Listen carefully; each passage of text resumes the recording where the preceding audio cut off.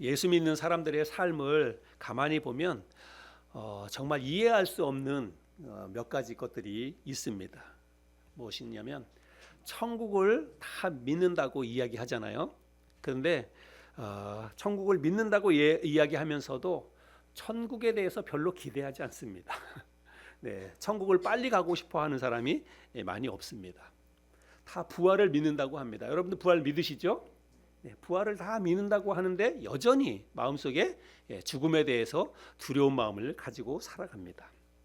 또 하나님은 어떤 분이냐면 하나님은 전능하신 분이다. 다들 그렇게 믿습니다. 여러분 하나님은 전능하신 분이라고 믿잖아요.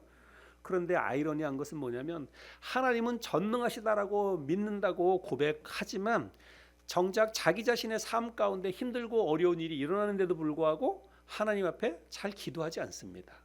하나님이 전능하신 분이라고 한다면 기도하면 하나님께서 그 문제를 해결해 주실 텐데 잘 기도하지 않아요. 그런가 하면 또 정말 아이러니한 것은 신앙생활을 기쁘게 즐겁게 하는 사람이 그렇게 생각보다 많지 않습니다. 여러분은 과연 어떠신지 모르겠습니다. 정말 예수 믿고 신앙생활하는 게 나는 너무 즐겁다. 나는 너무 행복하다. 나는 정말 하나님 앞에 선택받았다. 큰 축복이다. 그렇게 여기고 기쁘게 즐겁게 신앙생활 해야 되는데 정작 이렇게 생각해 사람들 삶을 보면 그렇게 기쁘게 즐겁게 행복하게 신앙생활하는 사람이 그렇게 많지 않은 것 같아요. 이거 정말 아이러니한 일이죠. 여러분은 과연 어떻습니까? 여러분 오늘 아침에 교회 올 때 정말 즐겁다, 행복하다, 나 교회 갈 수 있어서 너무 기쁘다, 감사하다 그런 마음 가지고 오셨나요? 아니면 별 생각 없이 아니면 어떤 교회 가야 되는가 보다, 오늘 교회 가야 되는 날이구나 이런 생각을 가지고 그런 생각으로 오셨습니까? 여러분 우리가 진짜 왜 이러고 사는 걸까요? 왜 우리가 이렇게 신앙생활을 하는 걸까요?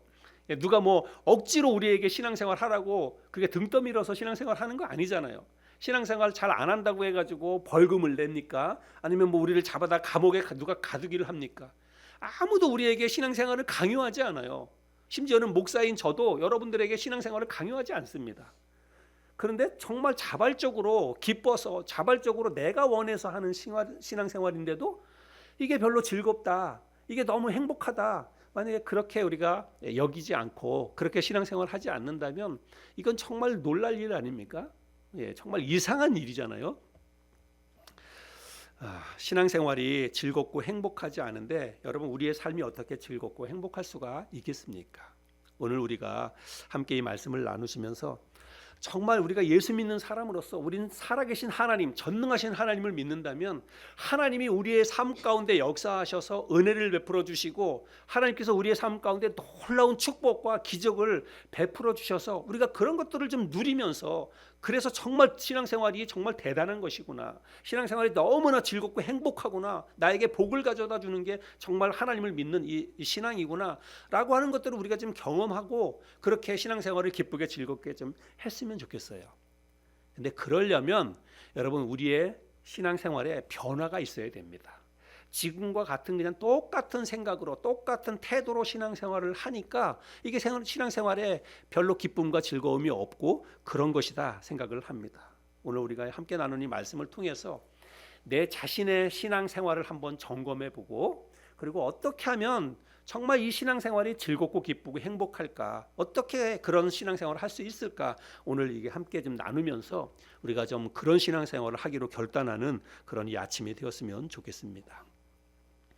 오늘 우리가 함께 나눈 이 말씀은 초대교회 시대에 사마리아 지방의 어느 한 도시에서 있었던 아주 놀라운 기적과도 같은 그런 이야기가 오늘 본문에 기록되어져 있습니다. 그 도시의 이름이 구체적으로 기록되어 있지 않아서 어느 도시인지는 알 수 없습니다. 그런데 사마리아 지방, 그 넓은 사마리아 지방의 어느 한 마을, 어느 한 도시였던 것은 분명합니다. 그런데 우리가 아는 것처럼 사마리아라고 하는 그 지역은 예수님이 이 땅에 오셔서 사역을 하시기 전까지만 하더라도 이 사마리아 이 지방은요 유대 사회에서 철저히 소외되고 그리고 무시되고 그랬던 곳이 바로 사마리아입니다. 왜 그런가 하면 이 사마리아라고 하는 이 지역은 BC 722년에 이스라엘 나라가 남과 북으로, 우리나라처럼 남과 북으로 이렇게 나눠져 있잖아요. 그 남쪽의 밑에 쪽에는 예루살렘이 이제 주요 도시였고, 북쪽에 있는 것은 북이스라엘에는 주요 도시가 사마리아였습니다. 그런데 그 북쪽에 있었던 북이스라엘이 BC 722년에 아수르 제국에 의해서 침략을 당하고 멸망을 당하거든요. 그래서 많은 사람들이 목숨을 잃고 포로로 끌려가고, 그리고 아수르가 그 땅을 지배하게 되었어요. 그래서 그 땅을 지배하면서 그 이스라엘 민족의 어떤 민족성도 다 사라지고, 그들이 가지고 있었던 여호와 하나님을 섬겼던 그 신앙도 아주 뿌리채 다 뽑혀버리고 말았습니다. 그리고 아수르 사람들이 그곳에 와서 정착해서 살면서 그 이스라엘 민족이 다 혼혈 민족이 되고 말았어요. 신앙도 빼앗겼고 민족성도 사라졌고, 그래서 이스라엘이라고 하는, 유대인이라고 하는 이런 정체성이 북쪽에 있는 사람들은 완전히 다 없어져 버리고 말았습니다. 그런가 하면 이제 남쪽에 있는 그 남유다 예루살렘은 하나님께서 바벨론의 포로로 사람들을 끌려가게 하시고, 그 남겨진 사람들이 다시 돌아와서 이스라엘 민족을 재건해 가지고 그들의 민족성과 신앙과 이런 것들은 계속 유지가 돼요. 그래서 그 남쪽에 있었던 그 사람들, 예루살렘 중심으로 있었던 사람들은 북쪽에 있는 그 사마리아 지방에 있는 사람들은 민족성도 사라졌지요. 혼혈 민족이 되었지요. 신앙이라고 하는 것도 완전히 다 없어져 버렸죠. 그러니까 그들하고는 이제 상대를 안 하는 거예요. 저들은 우리 민족이 아니다. 저들은 여호와 하나님을 섬기는, 우리와 예전에는 같은 민족이었지만 이제 우리와는 다른 민족이다라고 하면서 그들을 차별하고 상대도 하지 않았어요. 예. 그래서 이제 그 예수님이 오시기 전까지만 하면 그런 어떤 시대적인 배경이 있었다고 하는 것입니다. 그런데 예수님께서 이 땅에 오셔서 그 벽을, 사람들과 사이에 있었던 몇백 년 동안 이게 있었던 그 차별의 벽을 예수님이 허셨어요. 그래서 우리가 성경 복음서 말씀을 보면 예수님은 남쪽의 예루살렘에서 주로 많이 계셨던 곳이 아니라 북쪽에 있는 그 갈릴리 지방, 갈릴리 호수를 중심으로 한 그 북쪽 그 사마리아 지방에서 더 많은 시간을 보냈습니다. 태어나기도 그쪽에서 태어나셨고, 그래서 태어난 것은 뭐 베들레헴 밑에지만 예수님의 고향은 나사렛 아닙니까? 북쪽에 있는 그런 그 사마리아 옆 동네에서 그 어린 시절이랑 다 보냈습니다. 그리고 우리가 잘 아는 것처럼 베드로라든지 야고보라든지 요한이라든지 그런 이제 예수님의 12제자 가운데 많은 제자들이 바로 그 갈릴리 지방의 출신이에요. 그곳에서 예수님의 제자들을 부르시고 병든 자들을 고치시고 말씀을 가르치는 주된 사역을 그 사마리아를 중심으로 해서, 갈릴리 호수를 중심으로 해서 그 북쪽에서 많은 시간들을, 사역들을 하셨다는 것입니다. 그러다가 이제 하나님의 뜻에 따라서 예수님이 십자가에 달려 돌아가셨죠. 근데 주님이 십자가에 달려 돌아가신 이후에 예루살렘 중심으로 해서 그 유대 사회에 그야말로 큰 폭풍이 한번 휘몰아칩니다. 왜 그런가 하냐면 그 율법에 사로잡혀 있었던 그 당시에 바리새인들과 서기관들과 대제사장들과 그런 사람들이 한 무리가 되어서 예수님 십자가에 못 박아 죽였잖아요.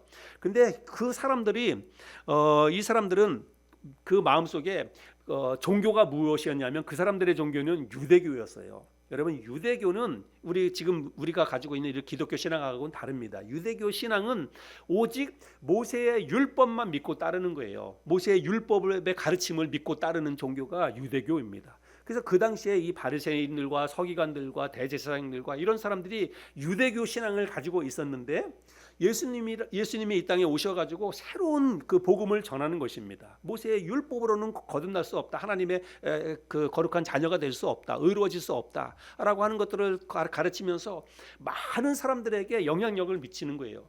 그러니까 그 당시에 유대교의 모든 유대인들이 유대교에 빠져 있다가 예수라고 하는 사람이 가르치는 새로운 종교로 많은 사람들이 전향을 해서 그 종교를 따라가는 거예요. 그러니까 그 당시에 있었던 이 바리새인들과 기득권 이 세력들이 굉장히 이제 위기 의식을 느꼈다는 것입니다. 그래서 결국은 예수는 십자가에 못 박아 죽이게 되고, 그 예수님이 이제 십자가에 달려 죽으시고 부활해서 하늘나라로 간 이후에 예수를 믿고 따르는 사람들, 예수님의 제자들을 포함해서 예수 믿고 따르는 사람들을 다 잡아다 가두고 그리고 죽이는 그런 일들을 하게 되는 것입니다. 왜 그런 거 하냐면 자기들의 이 종교인 유대교가 심각한 위기에 처하게 되는 거예요. 많은 사람들이 그 유대교에서 이제 전향해가지고 새로운 종교, 기독교를 따라가는 그런 일들이 있게 되다 보니까 이 사람들이 위기 의식을 느껴서 많은 사람들을 잡아다 죽이게 되는 그런 일들이 벌어지게 되는 것입니다. 그래서 오늘 우리가 사도행전 8장을 읽었지만 그 앞부분에 보면 사도행전 7장에 보면 어떤 일이 있냐면 스데반이라고 하는 예루살렘 교회의 처음 생겨난 예루살렘에 처음 생겨난 그런 예루살렘 교회인데 그 교회 안에 있었던 집사님입니다. 근데 그 집사님이 결국은 예수님을 믿는 이 참된 복음 신앙을 가지고 그것을 설교하고 그러다가 결국은 이 유대인들에 의해서 돌에 맞아 순교를 하게 돼요. 근데 그 돌에 맞아 순교할 때 그 일에 앞장섰던 사람이 바로 우리가 잘 아는 사울입니다. 그 당시에 이름은 사울이에요. 나중에 바울이 되었지만 이 사울이 그런 일에도 가담을 하고 아무튼 많은 그 유대 사회에 예수를 믿고 따르는 사람들을 향한 엄청난 핍박이 유대 사회에 휘몰아치게 돼요. 그때 이제 참된 복음을 깨닫고 예수를 믿고 예수님을 따르던 많은 사람들이 그 환난과 핍박을 피해서 여기저기로 뿔뿔이 흩어져서 도망을 가게 됩니다. 그래서 많은 일당의 사람들이 어디로 왔냐면 그 북쪽에 있는 가장 가까운 데가 일단은 북쪽이니까 북쪽 사마리아로 피신을 오게 되었어요. 그래서 오늘 우리들이 함께 나누려고 하는 이 사마리아의 한 도시에서 일어난 이 기적과도 같은 이 엄청난 일이 누구에 의해서 시작이 되냐면 바로 그 남쪽에 있는 유다 땅 예루살렘 중심으로 해서 거기서 일어난 엄청난 핍박을 피해서 그 사마리아로 도망왔던 그런 사람들에 의해서 일어난 기적이에요. 그래서 핍박을 피해서 사마리아로 도망을 왔지만 거기에서 그들이 침묵하거나 자신들의 어떤 종교를 감춘 것이 아니라 사마리아로 올라와서 그 사람들이 자기들이 믿었던 그 예수, 자기들이 깨달았던 그 복음의 말씀을 사마리아 사람들에게 다 가르치고 전하게 되었습니다. 그래서 그들이 자기들이 깨달았던 복음을 전하고 가르치고 그 사람들이 전해준 복음의 말씀을 듣고 사람들이 그 말씀을 믿었어요. 그리고 그 말씀을 믿고 받아들이는 사람들 사이에서 이제 엄청난 기적이 일어나게 됩니다. 오늘 우리가 본문을 읽었는데 4절부터 8절까지의 말씀을 제가 다시 한번 읽어보겠습니다. 그들 사이에서 어떠한 일들이 일어나게 되는지 한번 잘 보시기 바랍니다. 그 흩어진 사람들이 두루 다니며 복음의 말씀을 전할세 빌립이 사마리아 성에 내려가 그리스도를 백성에게 전파하니 무리가 빌립의 말도 듣고 행하는 표적도 보고 한 마음으로 그가 하는 말을 따르더라. 많은 사람에게 붙었던 더러운 귀신들이 크게 소리를 지르며 나가고 또 많은 중풍병자와 못 걷는 사람이 나으니 그 성에 큰 기쁨이 있더라. 여러분 어떤 기적들이 일어납니까? 실질적으로 표면적으로 드러나는 그 기적이 어떤 기적이냐면 많은 사람들에게 붙어 있었던 더러운 귀신들이 쫓겨나가고 그리고 중풍병자와 못 걷는 사람들이 고침을 받아서 걷게 되는 놀라운 일들이 일어났다. 성경에서 그렇게 이야기하고 있습니다. 근데 여러분 우리는 이 성경을 읽으면서 그런 일이 일어났는가 보다 이렇게 생각하고 그냥 넘어갈 수 있어요. 그러나 여러분 지금 읽었던 이 일이요, 이게 평범한 일입니까? 여러분 이거는 쉽게 일어날 수 있는 일이 아니에요. 심지어는 오늘날 의술이 엄청나게 발달을 했지만 오늘날에 여러분 어떤 사람이 중풍에 걸리잖아요. 풍이 일어나가지고 중풍 걸리잖아요. 여러분 중풍 걸린 사람들 오늘날 의술로 고칩니까? 중풍병자 오늘날 의술로 못 고치잖아요. 그러니까 한쪽 편마비가 와가지고 쩔뚝쩔뚝대면서 혼자 정말 죽을 힘을 다해서 재활을 하면서 조금씩 나아져 가고 그렇지 않습니까? 안진뱅이 오늘날 우리가 주변에서 그런 사람 잘 볼 수 없지만 예를 들어서 날 때부터 걷지 못하고 안진뱅이로 태어난 그런 사람들이 걸을 수 있는 거 여러분 의술로 못해요. 아무리 의술이 발달해도 그런 일은 할 수가 없습니다. 그런데 이 당시에 예수님도 아니고 예수님을 믿고 따르는 사람들이 핍박을 피해서 이 사마리아로 왔다가 거기에서 복음을 전해요. 말씀을 가르치고 말씀을 전합니다. 근데 그 사마리아 성에서 오늘 문맥적으로 보면 한두 사람에게만 이런 일이 일어나는 게 아닙니다. 도시 전체에 중풍병자와 못 걷는 사람들과 귀신 들려서 고통당하던 사람들이 이 사도 그 빌립이라고 하는 예루살렘 교회의 그 집사님과 또 핍박을 피해서 왔던 이 많은 사람들이 전해주는 말씀을 듣고 그 말씀을 받아들였을 때 이런 일이 일어나는 거예요. 사마리아 성 전체에 이런 일들이 일어났습니다. 진짜 여러분 엄청난 기적이 아닙니까? 이런 일들이 일어나서 그 성에 큰 기쁨이 넘쳤다 이렇게 말하고 있습니다. 단지 그들은 하나님의 말씀을 들었을 때 그 말씀을 하나님의 말씀으로 믿었어요. 하나님의 말씀으로 믿으니까 그들 사이에서 이와 같은 겉으로 드러나는 이런 기적 같은 일들이 많이 일어났다는 것입니다. 이 도시에서 일어난 이 크고 놀라운 이 기적은 예수님이 부활하시고 승천하신 이후에 성령이 임하면서 벌어진 성령의 역사라고 우리가 이해할 수 있습니다. 사도행전에 보면 이런 일뿐만이 아니라, 그리고 이 사마리아 지역에서뿐만이 아니라 밑에 있었던 예루살렘에서도 엄청난 성령의 역사가 일어났어요. 베드로가 한번 설교했을 때 몇천 명씩 구원받고 그리스도 안으로 돌아오고, 그리고 베드로와 요한이 성전 앞을 지나가면서 안진뱅이를 향해서 일어나 걸으니까 사람들이 벌떡 일어나서 걷기도 하고 엄청난 성령의 역사가 그 당시에 일어났습니다. 그러나 저는 오늘 우리가 함께 나눈 이 말씀 속에서는요, 이 사마리아 이 도시에서 일어난 이 기적은 성령의 역사이기도 했지만 어떻게 해서 이들 사이에서 이런 기적이 일어났냐면 복음이에요. 하나님의 말씀과 깊은 연관이 있습니다. 이 사람들이 가가지고 뭘 했냐면 복음을 전했어요. 예수 그리스도에 관한, 예수 그리스도가 어떤 분이다, 예수 그리스도가 하나님의 아들이시다라고 하는 그 생명의 말씀을, 그 말씀을 전하고 하나님의 역사를 그들 사이에서 전했습니다. 가르쳤어요. 그런데 이 사마리아에 있는 사람들이 이 핍박을 피해서 왔던 그 전까지만 하더라도 자기들과 상종도 하지 않았던 저 밑에 있었던 남쪽에 있는 유대 사람들이 와서 전하는 그 말을 그들이 다 듣고 그걸 믿고 받아들였다는 거예요.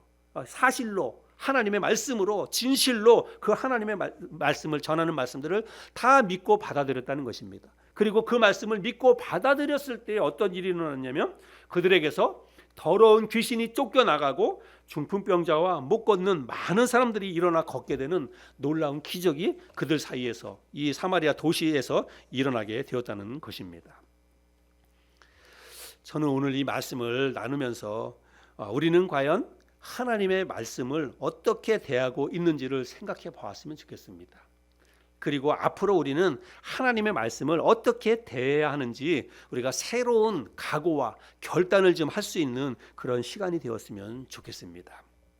제가 지지난주에 설교하면서 우리의 신앙생활, 우리가 예수 믿고 신앙생활하면서 우리의 신앙생활에 가장 큰 영향을 미치는 요소가 뭘까요? 제가 이렇게 질문을 한 적이 있어요. 여러분 기억하시는지 모르겠지만 우리가 신앙생활을 하면은 신앙생활에 여러 요소가 있잖아요. 예배도 잘 드려야 되고, 기도도 많이 해야 되고, 말씀도 많이 읽어야 되고, 전도도 해야 되고, 또 성경 공부도 해야 되고, 그리스도 안에서 우리가 교제도 해야 되고, 뜨겁게 찬양도 해야 되고, 신앙생활에서 우리가 믿음이 자라게 하는 많은 요소들이 있는데 그 가운데 가장 중요한 게 뭘까요? 제가 이렇게 얘기를 했어요. 여러분 가장 중요한 게 뭐냐면 제가 생각하기에는 말씀이라고 생각합니다. 하나님 말씀. 하나님의 말씀을 내가 어떻게 여기고 하나님의 말씀을 내가 어떻게 대하는지가 신앙생활에서 믿음이 자라게 하는 것이라든지 내 삶의 변화가 일어나게 한다든지 그 모든 것에 있어서 이 하나님의 말씀이 저는 굉장히 중요하다. 가장 중요하다. 하나님의 말씀을 내가 어떻게 생각하고 여기느냐, 저는 이게 굉장히 중요하다라고 생각을 합니다. 하나님의 말씀은 우리가 조금 더 거룩하고 경건하게 살도록 도와주는 신앙의 참고서 같은 그런 게 아닙니다. 이 하나님의 말씀은 우리를 조금 더 윤리적으로 도덕적으로 착하게 살라고 가르치는 윤리 도덕 교과서가 아닙니다. 하나님의 말씀은 무엇이냐면 요한복음 1장 1절과 요한복음 1장 14절의 말씀에 근거하면 하나님의 말씀은요 곧 하나님 자신입니다. 말씀이 육신이 되어 우리 가운데 거하심에 그랬잖아요. 하나님이 말씀을 통해서 이 땅에 우리와 함께 거하신다, 이런 말씀입니다. 그래서 여러분 실제로 이 성경책, 이 성경 말씀이 곧 하나님이라고 하는 거예요. 여러분 우리가 왜 이 성경책이 곧 하나님이라고 표현할 수 있냐면 우리는 하나님을 눈으로 볼 수 없습니다. 하나님이 영이시기 때문에 눈으로 볼 수 없어요.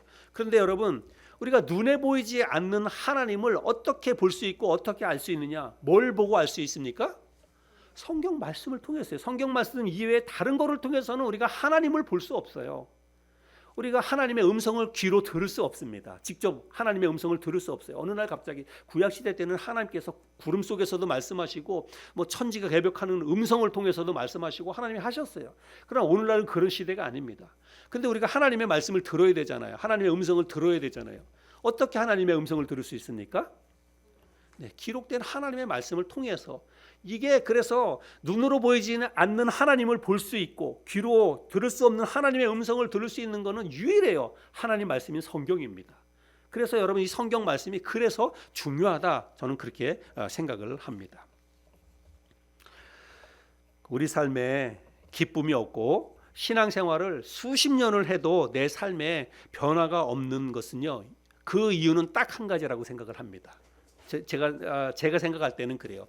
내가 정말 수십 년을 신앙생활하고 지금도 오늘도 우리가 하나님 앞에 나와서 하나님을 예배하고 그러는데 이 신앙생활이 기쁘고 즐겁고 행복하고 그러지 않는 이유는 뭐냐면 평소에 우리가 말씀을 가까이 하지 않기 때문이다. 저는 그렇게 생각을 합니다. 제가 서두에도 오늘날 많은 사람이 기쁨과 즐거움이 사라진 그 몸이 건조한 신앙생활을 하고 있다. 형식적이고 의무적인 그냥 마지못해서 그냥 주일이니까 교회 가야 되는가 보다, 이렇게 별 생각 없이 그렇게 신앙생활하고 예배드리고 그렇게 하는 그 이유는 뭐냐면요, 우리가 말씀을 가까이 하지 않기 때문에 그렇다는 것입니다. 그리고 말씀을 가까이 하지 않는다라고 하는 것은 다른 의미로 이야기하냐면 하나님을 가까이 하지 않는 거예요. 말씀이 곧 하나님이라 그랬으니까 하나님을 내가 소홀히 여기는 것입니다. 그러니까 신앙생활을 그렇게 의미를 두지 않는 거예요. 제가 지지난주에 창립 15주년을 맞이해서 어떤 설교를 했는지 여러분 기억하십니까? 설교 제목이 이런 교회가 되었으면, 이런 교회가 되었으면, 앞으로 제가 이런 교회를 우리 교회가 만들어갔으면 좋겠다라고 하는 마음으로 이런 교회가 되었으면이라는 제목을 가지고 제가 데살로니가 교회를 여러분과 함께 같이 말씀을 나눴습니다. 이 데살로니가 교회가 어떤 교회였냐면, 데살로니가 교회는 마케도니아와 주변에 있던 아가야를 비롯해서 주변에 있는 많은 지역에, 그 인근 지역에, 아주 넓은 유럽 거의 전체 그런 지역에 아주 대단히 좋은 소문이 났던 그런 교회였지요. 좋게 소문이 나는 교회가 있는가 하면 오늘날 그렇지 못하게 소문이 나는 교회들도 많이 있습니다. 근데 데살로니가 교회는 정말 좋은 소문이 나는 그런 교회였어요. 그래서 우리가 이 데살로니가 교회를 본받고 그런 교회를 만들어 갔으면 좋겠다, 이런 마음으로 제가 같이 창립 15주년을 맞이해서 그런 설교를 했는데, 이 데살로니가 교회가 좋은 믿음의 소문을 퍼뜨리는 그 교회가 될 수 있었던 비결은 뭐냐면 그 교회에 세 가지가 있었어요. 무엇이 있었습니까? 믿음의 역사와 사랑의 수고와 소망의 인내. 여러분, 믿음, 소망, 사랑인 것은 기독교의 핵심 가치 아닙니까? 근데 이 데살로니가 교회가 그게 다 있었다는 거예요. 믿음의 역사와 사랑의 수고와 소망의 인내가 있었던 교회입니다. 그런데 그 교회가 그런 세 가지 요소들을 다 골고루 갖출 수 있었던 비결은 뭐냐면 다른 데 있지 않았어요.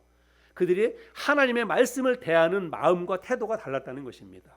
다른 교회들에 비해서 그 데살로니가 교회가 좋은 교회가 될 수 있었던 것은 하나님의 말씀을 어떻게 여기고 있는지, 하나님의 말씀을 또 어떻게 대하고 있는지 그 마음과 태도가 달랐기 때문이에요. 그들은 많은 환난과 어려운 가운데에서도 하나님의 말씀을 들을 때에 성령이 주시는 기쁨으로 말씀을 받았다라고 말씀하고 있고, 그 말씀을 가르치는 사도 바울의 가르침을 받았을 때 사람의 말로 받지 아니하고 오직 하나님의 말씀으로 받았다, 이렇게 이야기하고 있습니다. 그래서 그들은 삶의 환경이 어떻든지 간에 말씀을 기쁨으로 받았고, 그리고 사람이 가르치는 말이 아니라 하나님이 주시는 말씀으로 말씀을 받았다는 거예요. 그렇게 말씀을 잘 대하고 말씀을 하나님이 직접 우리에게 가르쳐 주시는 것처럼 말씀을 받아들였기 때문에 그 교회가 믿음이 좋은 교회로 소문이 날 수 있었다라고 하는 것입니다.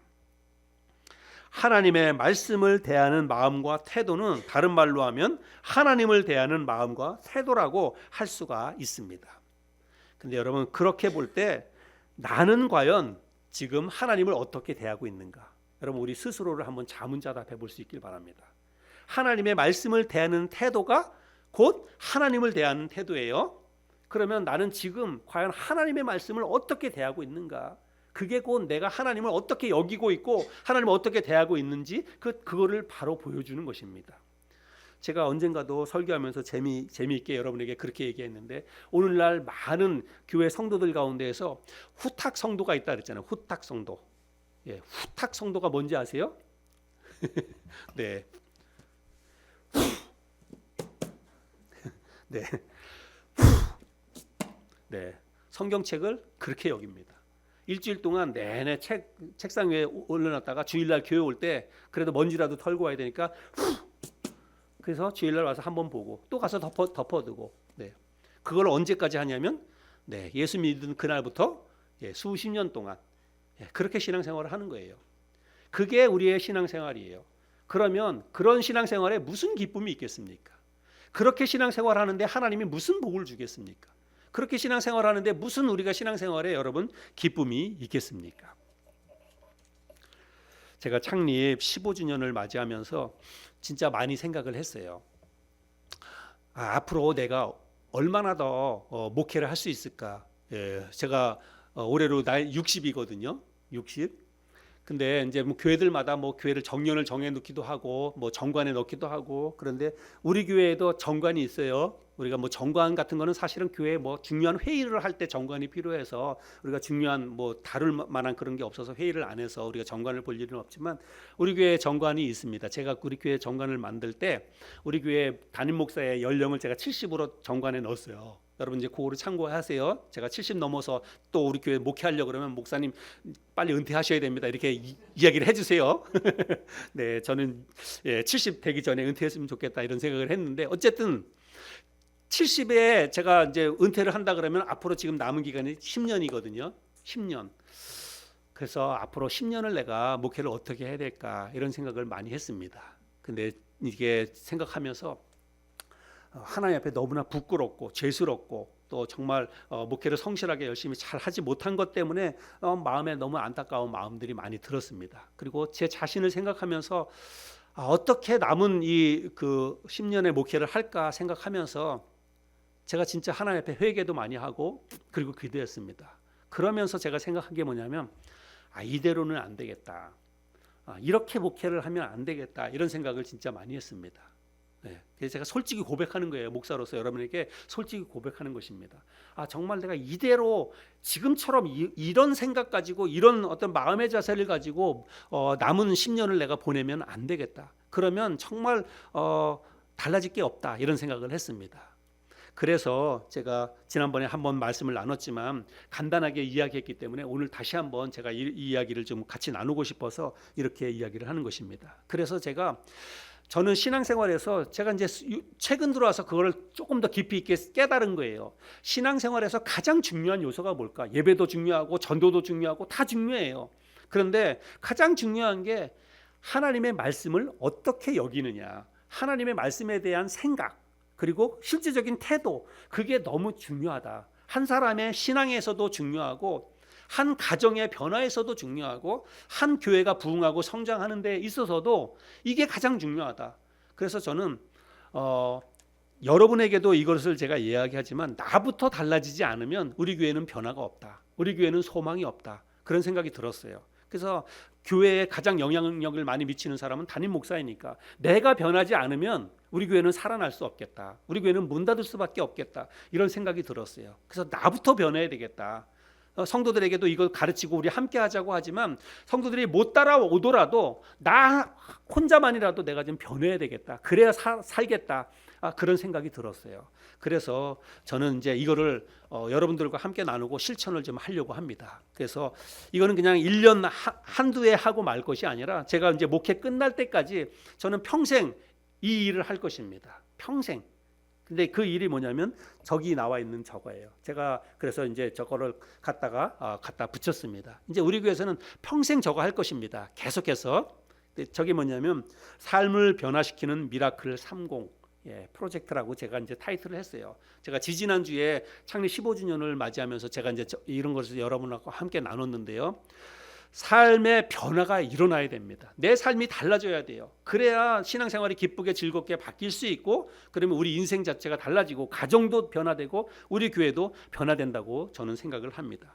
그래서 삶의 변화를 일으키기 위해서는 세 가지가 저는 필요한데 이 세 가지를 꼭 실천을 해야 되겠다 생각을 해서 제가 4월 달부터 이렇게 하자고 지난번에 말씀을 드렸는데요. 이제 내일이면 31일이고 4월 1일부터 시작해서 저는 그렇게 할 것이고 여러분들도 그렇게 하시기를 바랍니다. 한번 해보세요. 우리 한번 해봅시다. 그러면 내 삶에 진짜 어떠한 일이 일어나는지 한번 조대로만 한번 해봅시다. 저것대로만 하면 나는 오늘 사도행전에서 우리가 나눈 것과 같은 이 도시에서 일어났던 이런 기적, 이런 일들이 우리 가정에도 내 삶에도 나는 반드시 일어날 거라고 생각해요. 왜냐하면 성경에서 그걸 지금 이야기하고 있으니까. 이 사마리아 지역에서 중풍병자가 일어나 걷게 되고 귀신들이 떠나가고 많은 그런 기적 같은 일들이 일어났는데 여러분 다른 이유가 없었어요. 그들이 사람들이 전해주는 하나님의 말씀을 듣고 믿었던 거예요. 그것밖에 없습니다. 그런데 하나님의 말씀을 믿었더니 그들의 삶에 그 도시 전체에 저런 엄청난 기적이 일어났다는 것입니다. 저는 진짜로 하나님의 말씀 붙잡고 살면 저의 삶에도 그렇고 여러분의 삶에도 그렇고 우리 교회에도 놀라운 부흥이 일어날 것이다. 저는 그렇게 생각합니다. 그래서 첫 번째는 뭐냐면 미라클 30R인데 R은 그냥 리딩, 영어에서 그냥 제가 이제 쉽게 기억하기 좋게 하기 위해서 짧게 이렇게 만든 거예요. 그래서 미라클 R이라고 하는 것은 미라클 30R이라고 하는 것은 하루에 30분 성경 읽기입니다. 하루에 30분 성경 읽기. 그냥 이게 그냥 뭐 단기간 안에 끝나는 게 아니라 평생 그렇게 하는 거예요. 평생. 매일매일 하루에 30분씩 성경 읽기. 여러분 하루에 시간 내서 30분 성경 읽기 쉬울까요? 어려울까요? 어떤 분에게는 어려운 일이 될 거예요. 그동안 잘 하지 않았던 분들에게는 어려운 일이 될 것입니다. 근데 여러분 어떤 분에게는 하루에 30분 성경 읽기는 뭐 지금도 하고 있으니까 뭐 그건 뭐 계속 힘든 일이 아니다 그렇게 생각할 수 있습니다. 그런데 정말 마음을 새롭게 해가지고 하루에 30분씩 이제 성경을 읽기를 여러분 한번 도전해 보시길 바랍니다. 저도 뭐 하루에 30분씩 성경을 읽고 계속 하지만 이제는 정말 다른 마음을 가지고 정말 집중해서 제가 성경을 그렇게 읽을 것입니다. 앉은 자리에서 한번 시간 내서 30분 읽는 거 그것도 좋고 가장 좋은 건 이제 그렇게 하는 게 좋은데 요즘 현대인들이 그렇게 못할 수 있어요. 근데 여러분 짧게라도 아침에 10분 아니면 출근 뭐 지하철 타고 출근하신 분은 지하철 타고 하면서도 스마트폰 가지고도 얼마든지 성경 읽을 수 있거든요. 그래서 아침에 10분 뭐 그다음에 나중에 또 점심 먹고 나가지고 커피 한 잔 마시면서 잠깐 혼자 시간 내서 10분 잠자기 전에 10분 하여간 여러분 나름대로 시간을 만드세요. 하루에 적어도 30분. 여러분 이거 그냥 내가 성경 읽고 뭐 깨닫고 그거 아니에요. 성경이 하나님이에요. 하나님을 내가 대하는 태도입니다. 내 삶을 주관하시고 내 삶을 인도해 가시는 분이 하나님이라고 내가 생각하고 내가 30분을 하나님을 만난다. 매일매일 내가 30분 하나님을 만난다 생각해 보세요. 여러분 실제로 그런 것을 내가 하면 내 삶이 정말 안 달라질 수 있을까요? 저는 안 달라지는 게 기적이라고 생각합니다. 내가 하나님을 그렇게 여기고 하나님을 30분 동안 내가 하루에 30분을 하나님을 만난다고 하면 하나님은 반드시 내 삶 가운데 역사해 주실 것이라고 저는 믿습니다. 그래서 여러분 하루에 30분을 성경을 읽으세요. 근데 만약에 내가 오늘 하루 성경을 전혀 못 읽었다. 여러분 그럴 때는 원칙을 정해야 돼요. 이거를 내가 꾸준히 계속 해 나가려면 내 스스로 처음부터 원칙을 세워야 돼요. 어떤 원칙을 세우냐면 내가 만약에 오늘 30분은 성경을 못 읽었다 그러면요. 그 다음 날 어떻게 해야 돼요? 1시간 읽어야 돼요. 1시간 읽을 것을 내가 각오를 해야 돼요. 오늘 30분 못 읽었다 그러면 물론 지내다 보면 그럴 수도 있어요. 뭐 갑자기 어떤 일이 생긴다든지 그래서 못 읽고 넘어갈 수 있습니다. 그러면 어떻게 해야 되냐면 페널티로 그 다음 날 내가 1시간을 읽어야 돼요. 시간을 내서. 그러다 보면 이걸 지킬 수 있습니다. 그래서 어떻게 해서든지 하루에 30분은 내가 무조건 성경을 읽겠다. 근데 그냥 성경을 내가 의무적으로 읽는 것보다도 성경 읽는 그 시간에 내가 하나님을 만나는 시간이다. 성경 읽는 이 시간이 내가 하나님의 음성을 듣는 시간이다. 눈으로 볼 수 없지만 내가 하나님을 볼 수 있는 시간이다. 성경을 보면서 여러분 하나님이 어떤 일을 하셨는지를 보면서 하나님을 볼 수 있잖아요. 그래서 하루에 30분을 성경을 읽는 것입니다. 첫 번째는 미라클 30R이고 두 번째는 미라클 30S입니다. 이 S는 스터디예요. 스터디. 그래서 이거는 일주일에 30분 성경 공부하는 것입니다. 근데 여러분 개인적으로 일주일에 30분 성경 공부하는 거 어려울 거라고 생각할 수 있지만 그냥 우리 주일 오후 예배 생각하시면 돼요. 앞으로는 제가 주일 오후에 30분씩 성경 공부할 것입니다. 근데 우리가 주일 오후 드리면 보통 뭐 오후 예배 같은 게 보통 아무리 짧게 해도 1시간 정도는 예배 드리잖아요. 근데 저는 그냥 짧게 생략해가지고 주일 오후에 30분 성경 공부하겠습니다. 그래서 아예 처음부터 기초부터 탄탄하게 우리가 아주 쉬운 기초부터 시작해가지고 다시 성경 공부 좀 하겠습니다. 처음에 우리 교회 시작하면서 했던 것처럼 다시 한번 우리가 처음으로 돌아가서 하나님 말씀 배우고 성경 공부하고 그렇게 하면서 내 믿음을 조금 탄탄하게 한번 좀 쌓아가 보려고 합니다. 그래서 우리가 다음 주부터 시작해가지고 주일날 30분씩 성경 공부하겠습니다. 매주 30분씩 공부할 거예요. 여러분 이 시간에 한번 참석해 보시기 바랍니다. 한번 해보세요. 해보고 나서 내 삶에 뭔가 변화가 일어나는지 안 일어나는지를 한번 우리가 보자는 거예요. 하나님께서 나에게 어떤 일들을 일으켜 주실지, 어떤 역사를 일으켜 주실지 한번 우리가 해보자는 것입니다. 그래서 주일날 30분씩 성경 공부하고, 나는 주일날 다른 일이 있어서 목사님 나는 주일 오후에 함께 할 수 없어요. 내가 부득불 어쩔 수 없습니다. 그런 분 계시면 여러분 그런 분에게도 내가 할 수 있는 그런 방법을 가르쳐 드릴게요. 여러분이 주일날 오후 시간에 특별한 어떤 일이 있어서 오후 예배 참석하기 어렵다 그러면요, 주중에 딱 한 번 하루 언제든지 여러분 시간을 내세요. 그래서 저를 만나 주시기 바랍니다. 어디든지 뭐 커피숍이 됐든지 집이 됐든지 어디든지 여러분 30분 만나서 제가 출장 과외하겠습니다. 출장 과외 찾아가가지고 저 만나서 같이 한 30분씩 있는 곳에서 공부하는 거예요. 얼마든지 저는 뭐 얼마든지 여러분이 원한다면 일주일 내내 그렇게 할 수 있습니다. 여러분들하고 같이 만나서 같이 이야기하고 궁금한 거 듣고 또 성경에 대해서 질문도 하고 알아가고, 여러분 우리가 이렇게 하면서 하나님에 대해서 알아가야 되는 것입니다. 그래서 두 번째는 30분 일주일에 한 번 30분 성경 공부하는 것. 그 다음에 다음은 미라클 30M입니다. 세 번째는 미라클 30M. 이 M은 메모라이즈. 그래서 39절 1년에 39절 성경을 외우는 것입니다. 암기. 첫 번째, 두 번째 거는 뭐 그럭저럭 하는데 이거 세 번째 게 조금 이게 좀 어려울 것 같다 이렇게 생각하는 분이 있을지 몰라요. 뭐 외우는 거. 근데 여러분 이것도 다 할 수 있게 가르쳐 드릴게요. 제가 예전에서 신앙생활 할 때 예전에 교회에 진짜 연세 드신 그 부형님이 한 분이 계셨는데요. 그분은요 성경을 한 절 두 절 외우는 게 아니에요. 로마서 전체를 다 외워요. 로마서 성경 전체를 다 외웁니다. 시편 119편이 얼마나 깁니까? 그리고 비슷비슷하잖아요. 수요일 날 간증을 시간을 달래요. 예배 시간에. 그러면 그분이 앞에 나와가지고 시편 119편을 통째로 다 외워요. 할아버지가. 그래서 막 30분씩 시간을 그 예배 시간에 30분을 혼자 다 그걸로 쓰는 거예요. 그래서 나중에 이제 좀 절제시켜가지고 못하기도 하고 그랬는데요. 통째로 다 외웁니다. 근데 뭐 우리가 그렇게 하기는 너무 어려울 것 같고, 근데 여러분 매년마다 39절을 이제 외우는데 그러다 보면 막 쌓이잖아요. 여러분 그렇게까지는 안 해도 돼요. 저는 올해 내가 39절 외웠으면요, 내년에 또 새로운 구절을 외우면 좋지만 할 수 있는 분들은 그렇게 하시고, 못하는 분은요 그냥 39절만 그냥 계속 하는 거예요. 내가 늙어 죽을 때까지 39절만. 그러면요 여러분 내가 그리스도인으로 태어나서 죽을 때까지 39절만 내 머릿속에 암기가 되어 있으면요 여러분 정말 달라집니다. 신앙이 달라져요. 내가 39절만 외우고 있어도요 내 삶이 달라져요. 우리가 그걸 못해서 그렇지. 소돔성에 의인이 10명이 없어서 소돔성이 멸망한 것처럼 내 머릿속에 성경 구절 외우는 구절이 그냥 막연하게는 뭐 아는 것 같지만 정확하게 외우는 구절이 39절만 있으면요 여러분 우리 그리스도인으로서 정말 능력 있는 삶을 살아갈 수 있습니다. 그래서 그냥 39절만 내가 죽을 때까지 39절만 외우고 죽어야지 이런 생각을 하시길 바랍니다. 그러면 누구든지 할 수 있어요. 지금 내 남은 삶의 삶 속에서 39절 한번 외워봐야지. 또 외우면요 치매 예방도 좋고 좋습니다. 말씀 외우면. 그래서 정말 우리가 하나님의 말씀을 이렇게 소중하게 여기고 내가 말씀 붙잡고 이거 이렇게 하다 보면요 진짜로 내 삶이요 생각 자체가 그냥 늘 말씀 속에 살아가게 되어 있어요. 그렇게 하다가 보면 진짜로 그러면 여러분 우리의 인생이 삶이 분명히 달라질 거라고 생각을 합니다.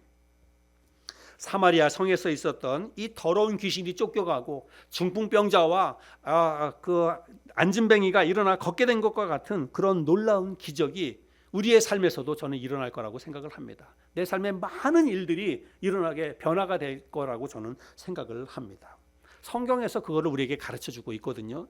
로마서 10장 17절에 보면 우리가 잘 아는 말씀이 있죠. 우리 같이 한번 읽어볼까요? 시작.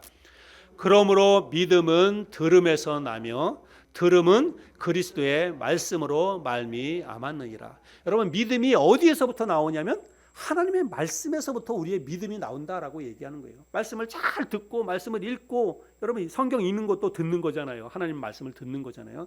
그래서 말씀을 가까이 할 때 내가 믿음이 생기는 것입니다. 자, 그다음에 또 요한복음 15장 7절인데요. 네, 같이 읽겠습니다. 시작. 너희가 내 안에 거하고 내 말이 너희 안에 거하면 무엇이든지 원하는 대로 구하라. 그리하면 이루리라. 여러분, 무엇이든지 원하는 대로 구하래요, 하나님이. 그러면 다 이루어질 것이라고 이야기하고 있습니다. 여러분, 진짜 이거는 너무 놀라운 말씀 아닙니까? 너무나 큰 은혜, 축복의 말씀 아닙니까?